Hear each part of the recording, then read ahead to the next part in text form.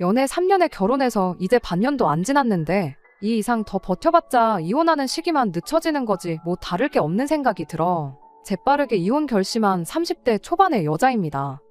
제가 이 이혼을 결정하게 된 게 홧김에 그렇게 하기로 정한 게 아니라 정말 하루에도 12번씩은 다시 생각해보고 나름 노력을 했습니다. 하지만 어쩔 수가 없었어요. 시댁은 제 또래 부모님 세대 치고는 드물게 엄청난 대가족입니다. 남편까지 합쳐서 4남매예요. 남편이 무조건적으로 제 편을 들어준다고 해도 이미 쪽수부터 밀려요. 시부모님이 나서서 제 편을 들어줘야 겨우 이기는 정도인데 팔은 안으로 굽는다잖아요. 결혼하고부터는 이 집구석에 내 편은 하나도 없다는 생각이 들었어요. 오죽하면 남편이라고 하겠어요. 내 편은 죽어도 안 들어주니까 그래서 남편 아닌가 하는 생각이 듭니다. 굳이 비유를 하자면 제가 매주는 콩으로 쓰는 거다라고 말을 한다고 쳐보겠습니다. 그러면 남이 편 남편 포함해 6명의 시댁 식구들이 콩이 아니라 팥이라고 우겨요. 저만 이상한 사람이 돼버리는 시기였지요. 처음에는 저도 결혼하고 이 식구들의 일원이 되었으니 당연히 6명 가족들이 제 의견에 입을 맞춰서 콩이라고 해줄 줄 알았습니다. 그런데 저는 그냥 철저히 이 식구들에게서 남이나 마찬가지인 사람이었어요. 저만 빠지면 이 집구석에 의견 다툼 하나 없이 평화가 찾아올 텐데 제가 꾸역꾸역 이 집구석 며느리 안에 올케로 남아있어서 뭐 좋을 게 있나 싶더라고요. 그래서 평생 화목한 가정 되시라고 제가 빠져주기로 했습니다. 돌이켜 생각해보면 시작하자마자부터 첫 단추가 잘못 들어가긴 했어요. 신혼여행 다녀와 시댁에 인사하러 간 첫날이었지요. 시부모님 댁에 인사를 드리러 갔는데 몇 시간 거리에 사는 신우들까지 다 와 있을 거라고는 생각도 못했습니다. 심지어 이미 결혼한 큰 신우는 남편의 자식들까지 다 끌고 쳐들어왔고 아직 대학교 다니는 막내 아가씨는 연애 상대인 남자친구를 데리고 와서 있었어요. 제가 신혼여행 다녀온 게 이렇게 환영받을 일인가 싶었습니다.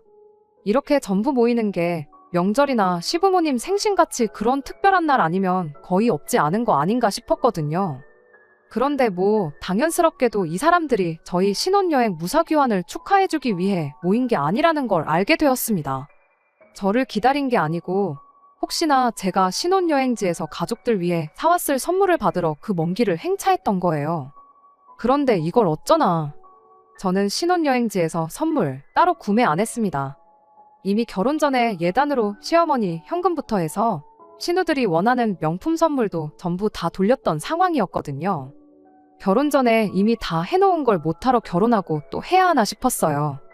제가 뭐 도깨비방망이도 아니고 두들기면 뭐 나온다는 인상을 심어줄 필요도 없다 생각했지요. 그나마 사온 게 간단한 주전부리 할 것들이었습니다. 먹는 게 남는 거라고 좋은 선물이라 사온 게 아니고 정말 빈손으로 가기는 뭐하니까 귀국하는 날 면세점 돌아다니면서 몇 개 챙겨온 거예요. 그나마 다행인 게 달콤한 거 좋아하는 시아버지 입맛 때문에 종류별로 이것저것 사긴 했는데 그 많은 식구들 챙겨주기에 양이 넉넉했습니다. 그런데 과자를 받고 나서도 이 사람들이 눈알들이 똘망똘망해서 저한테서 뭘 더 바라는 눈빛으로 계속 저를 쳐다보고 있더라고요. 그래서 이게 전부다. 진짜 없다 했더니 큰 신우가 자기 결혼했을 때 신혼여행지에서 제 남편 명품 지갑 사온 이야기를 꺼내면서 받은 게 있는데 맨입으로 넘어갈 생각을 하냐며 저보고 뻔뻔하다고 하더라고요. 그 지갑 제가 받은 것도 아니고 큰 신우 결혼했을 때면 제가 남편하고 연애도 하기 전 이야기인데 왜 그걸 두고 제가 뻔뻔하다는 소리를 들어야 하나 싶었어요. 남편도 거기서 충분히 한마디 할 수 있던 상황이었을 텐데 오히려 제 잘못이라며 신우 말에 힘을 실어주더군요. 아니 진짜 만약에 그게 잘못된 거였으면 면세점 돌아다니면서 주전부리 사 모으고 있을 때 큰 신우한테는 뭐 하나 해줘야 한다 한마디를 해주던가 했어야지. 그땐 아무 말도 안 하더니 왜 그걸 이제 와서 내 탓으로 돌리냐고 남편한테도 한마디 했더니 알아서 센스 있게 잘 챙겼으면 되는 거 아니냐며 끝까지 오리발을 내밀더라니까요. 시모는 거기다 대고 남편이 그런 거 챙길 주변머리 없는 사람이란 거 모르냐고. 아내가 돼서 그런 것도 미리 못 챙긴 제 잘못이라고 또 한마디 거들고. 막내 신우는 그 와중에도 지 남자친구는 짭짤한 거 좋아하지 달달한 거 싫어한다며 기어코 챙겨간 간식 상자 들고는 툴툴거리고 있더라고요. 하다못해 막내 신우 남자친구 선물까지 챙겨왔었어야 한다는 소리 들으니 기분이 좋을래야 좋을 수가 없었지요. 그 와중에 시동생은 또 거기다 대고 막내 신우한테 그거 안 먹을 거면 자기 여자친구 가져다 주게 하나 내놓으라고 그러는데 정말 단체로 사람 앞에다 두고 깜짝 카메라라도 찍는 건가 싶었어요. 제 상식으로는 도무지 이해할 수 없을 정도로 코미디 프로 같은 상황이 계속해서 벌어지고 있었으니 말입니다. 시아버지가 이 상황을 잠재운다고 한마디 꺼냈는데 저보고 이 집안의 맏며느리로서 앞으로 가족들 챙기는데 신경을 쓰라고 충고를 해주시대요. 어이가 없었지만 그래도 그 말 한마디 덕분에 상황이 정리돼서 식가족들 툴툴거리는 소리는 더 안 들어도 됐던 게 다행이면 다행이었습니다. 지금 후회되는 건 결혼 반년 만에 이혼하게 됐지만 애초에 신혼여행 다녀오자마자 더 빨리 이혼할 수 있었는데 그렇게 못한 게 후회될 따름입니다. 이미 상종 못할 집구석이란 신호를 주고 있는데 뭐 더 좋은 꼴 보겠다고 반년을 꾸역꾸역 더 살아왔는지 싶네요. 아무튼 그날 집에 돌아가는 길에 남편한테 한마디 했다가 그게 또 부부싸움으로까지 번지게 되었습니다. 저는 남편한테 이럴 때 당신이 중간 역할 잘 해줘야 한다 한마디 했을 뿐인데 그 상황에도 자기 가족들 편들면서 엄마 아빠 누나 말대로 네 센스가 부족했던 걸 두고 왜 자기한테 도움을 요청하냐고 그리고 다음부터는 조심하기로 하고 다 끝난 이야기를 집에 가는 길에 또 꺼내는 저희가 뭐냐며 개거품을 물고 달려들대요. 그때 저도 열받아서 남편한테 네 가족 챙길 일 있으면 네가 직접 챙기라 했어요. 나한테 뭐 기대하지 말라고 하고요. 그리고 시댁에 무슨 일이 있던 간에 저는 되도록이면 빠지도록 하겠다고 선언까지 했습니다. 그때 남편이 알겠다고 꼬리를 내리면서 다음부터는 제 편을 들어주겠다는 사과를 기어이 받아냈어요.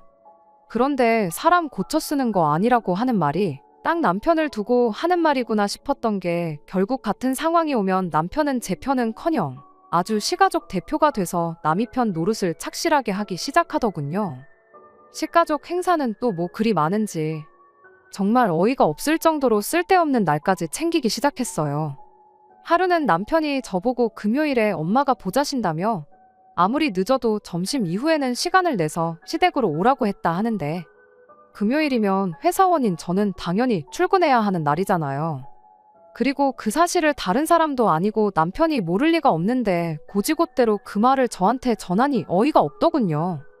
무슨 일 때문에 그러냐 했더니 식가족 행사가 있다는 겁니다.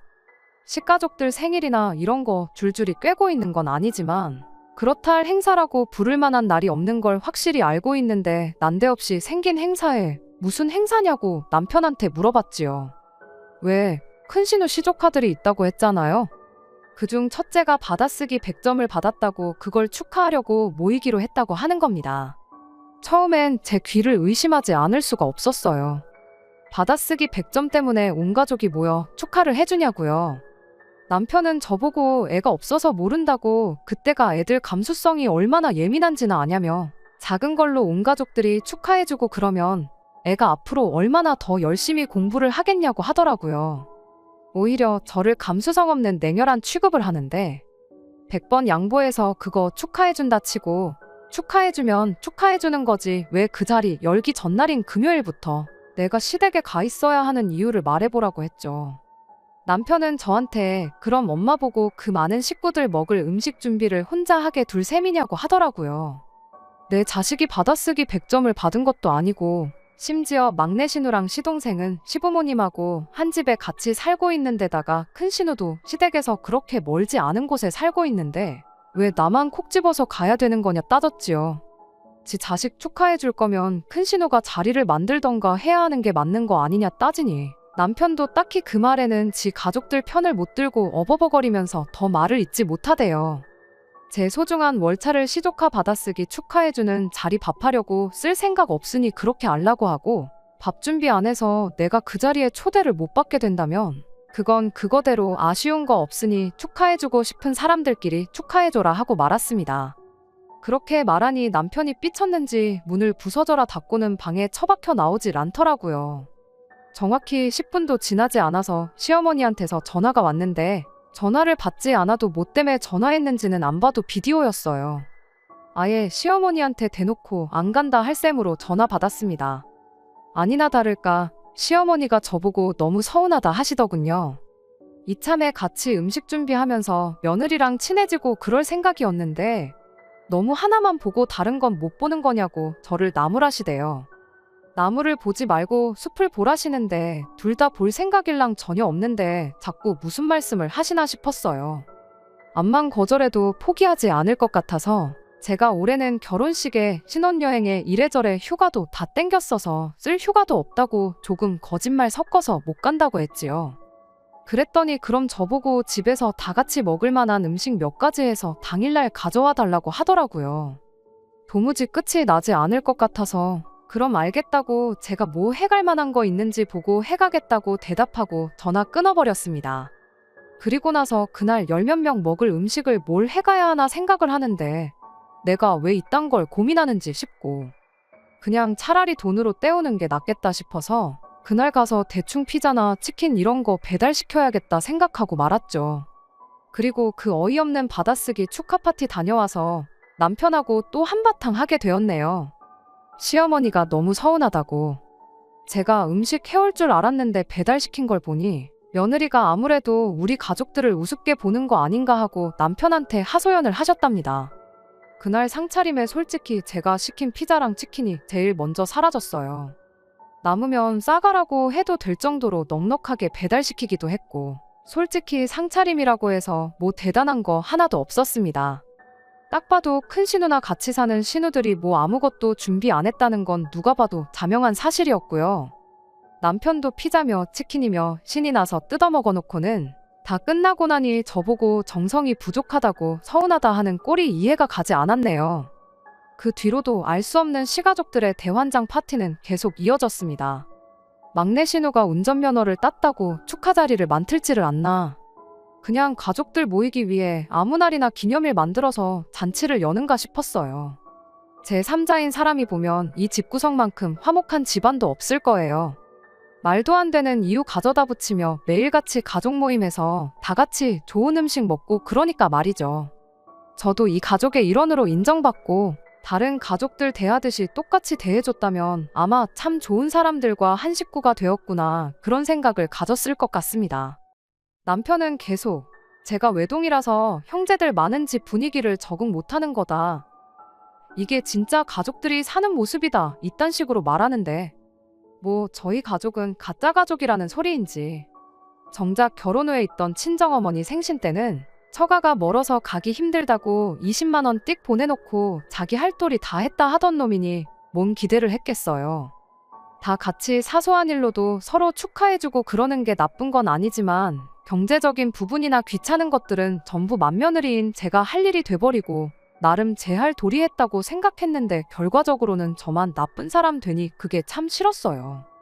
막내 신우 운전면허 취득 축하도 해주고 예비군 다녀온 도련님 나라 지키고 오느라 고생했다고 모이고 그런 말도 안 되는 모임 자리 몇 번 가지고 나서 저도 지쳐서 남편한테 나는 더 이상은 못하겠다고 그냥 앞으로 시댁 식구들 모일 건덕지 있으면 혼자 다녀오고 실컷 축하해주라고 했습니다. 남편은 제가 조금만 더 신경 쓰면 되는데 적응 못해서 그러는 걸 두고 엄살을 부린다고 툴툴거렸지만 제가 안 가겠다는데 뭐 별 수 있었겠나요. 그렇게 한 2달 정도 지나서 제가 이혼을 결심하게 된 지난달 이야기입니다. 그래도 그날 자리는 나름 의미 있는 타이틀이 있었어요. 시어머니 생신이었거든요. 다른 날이면 몰라도 생신은 당연히 축하해야 마땅한 자리였으니 저도 참석하기로 했어요. 시어머니 생신상 차려주려고 싶었던 건 아니지만 그래도 생신이라는 이름에 걸맞게 이번에는 돈으로 해결할 생각만 하지 말아야겠다 했습니다. 물론 그렇게 결정하게 된 이유에는 신우들도 같이 음식을 돕겠다는 말이 있어서였지요.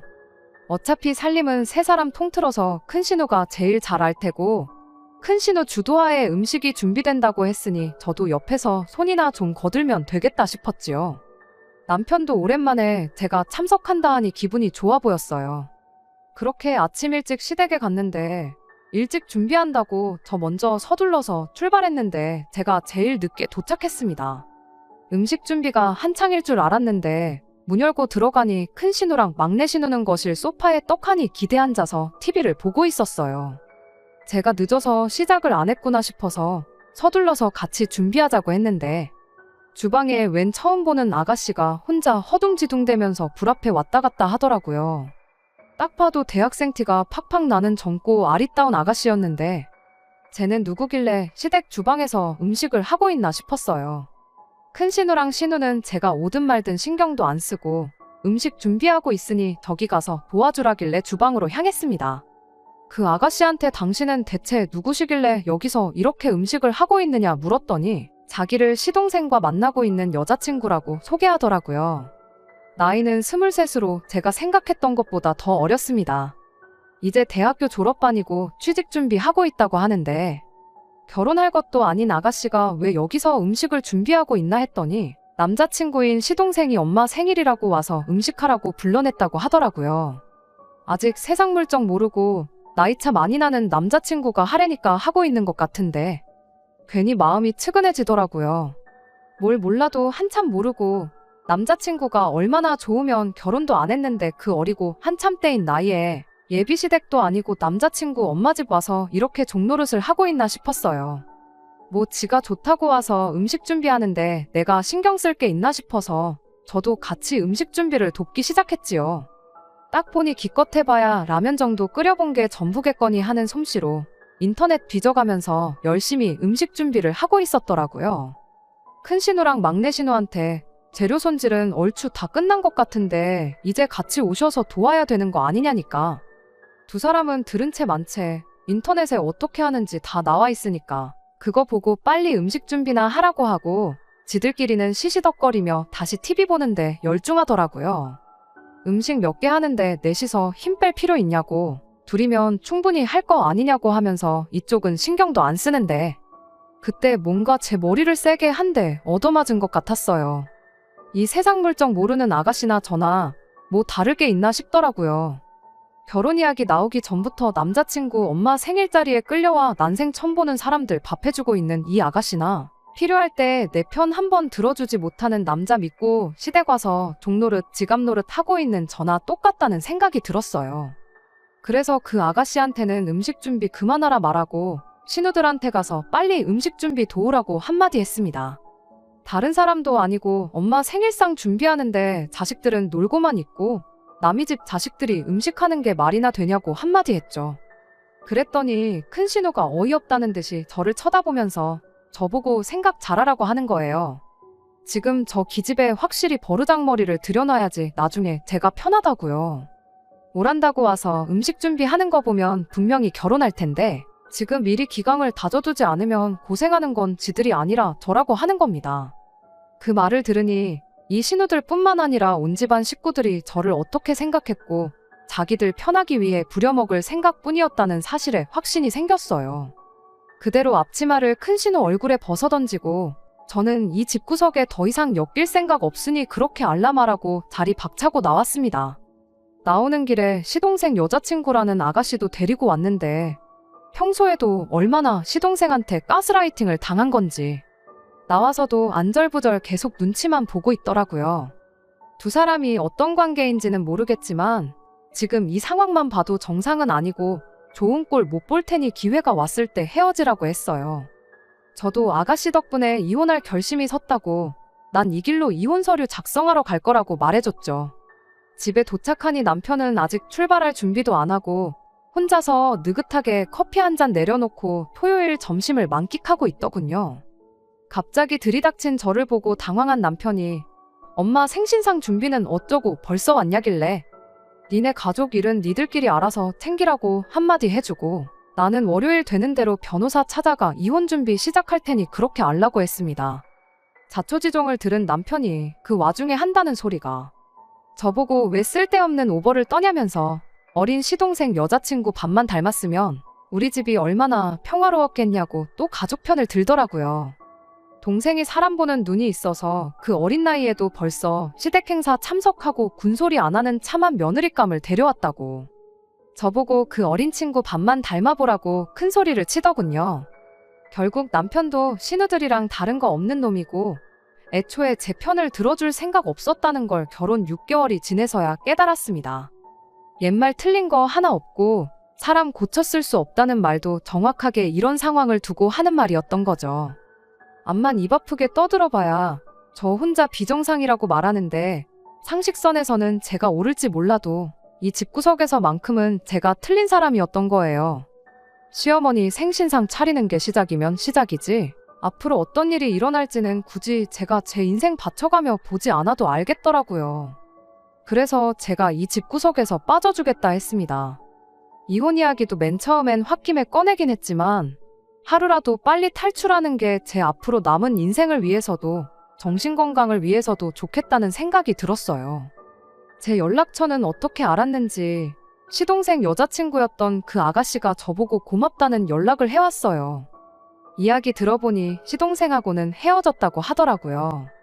아마 그 집구석 사람들이라면 지금쯤 시동생 헤어지게 된 이 상황을 두고 제 욕만 실컷 하고 있겠지요.